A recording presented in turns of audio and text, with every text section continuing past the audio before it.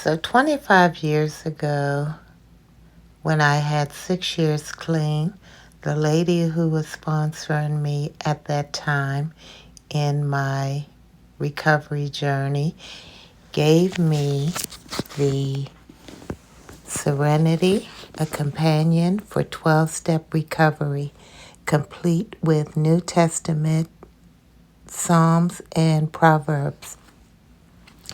And I was led by the Lord this year to go and pull that Bible off of my bookshelf. I'm just so glad that I kept it all of this time because it is the basis for how I am going to draw the comparisons between our recovery literature in Narcotics Anonymous, Alcoholics Anonymous, Codependency Anonymous, CODA, Cocaine Anonymous, Gambling Anonymous, Sexaholics, any holic, right? Any aholic. The text and the governing word comes from the Holy Scriptures. Alcoholics Anonymous clearly uses biblical terminology in their text. Narcotics Anonymous moved to a more generalized conversation, but still with the biblical underpinning for the direction and the counsel for us, right? The direction, the good orderly direction that it gives us. And so for this podcast, I want to try to always come in between that gray line, right? Without over scripturalizing the content and not minimizing it either.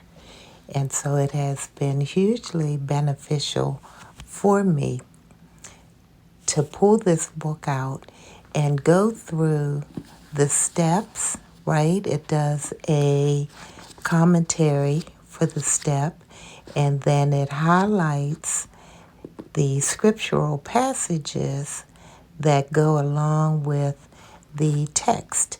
And so as I read the scriptural text, I think about what the recovery literature talks about and try to extract the principle from both using that gray line between the two. And I do that because I want to honor both writings, right? I want to honor the literature for both because I want to stand with, my left foot in the recovery literature and my right foot in the sacred biblical text. I grew up in Christianity and I came into recovery and I did the whole spiritual exploration. I tell people all the time that I've experienced at least 6 different religions, right? And I don't have a problem with religion because I consider religion good orderly direction. If it changes my life for the better, if it gives me a more positive outlook, if it beckons me closer to God, I don't have a problem with it, right? I dabble a little bit in the occult, right? Because I find it hugely interesting. And, I kind of have always liked fortune telling and handwriting analysis. I never really did tarot cards. But even a few years ago, my girlfriend and I went to Atlantic City to see Brian Culberson. And so we had an opportunity to be on the boardwalk, and we went past one of the little cubicles where the lady was in there reading palms. And I tell you the truth, that she was able to bear witness to some things that were going on in my life at that time.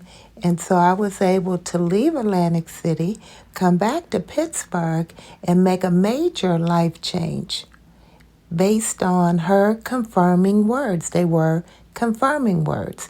She wasn't telling me anything that I didn't know.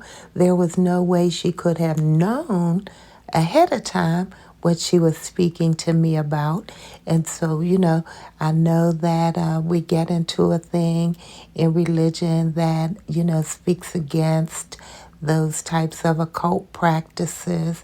But, in the Old Testament, they did a whole lot of that. Divination, they called it in the Old Testament. By the time it gets to the New Testament, it's called prophesying. Even in the Old Testament, it's called prophesying. And so, the truism is this, that there are people endowed by God who are able to speak into your life, see into your life, tell you things about your life, right? I've always been drawn to that kind of thing. Back even years ago, before my addiction took off, I was working third shift for the railroad, and I was bussing tables. And I was bussing this one table, and this train engineer grabbed my hand and was able to talk to me about these stitches on my right hand on my index finger. And he told me a story about how it happened. The next day, I called my mom and I asked her what happened to my finger. She told me the exact same story that the train engineer told me the night before. So I'm a believer, right? And so I say all that to say that, this recovery literature and the spiritual text definitely have a place in my life. And I hope it has a place in your life too. And if you're an individual struggling between the two, kind of leaning one way or the other, I felt a little disloyal to Christianity, with some of the precepts and concepts in the recovery literature. But I had to come to an understanding and a relationship with God that supports me in both endeavors. And so if that's a challenge for you, hopefully listening to me and my experience will be beneficial to you. And so until we speak again, have a wonderful day.